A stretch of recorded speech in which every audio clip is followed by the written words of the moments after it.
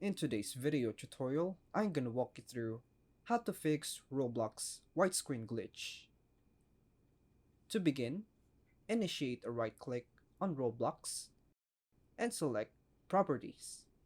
Then proceed by selecting Compatibility.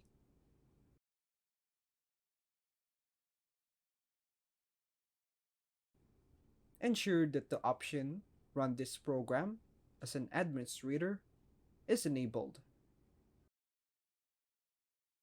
and subsequently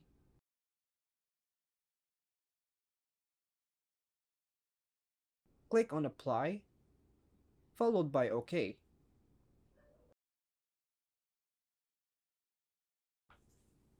Now, let's navigate to the Task Manager by expanding it through the provided typing field. And that's all for now, folks. Thanks for watching.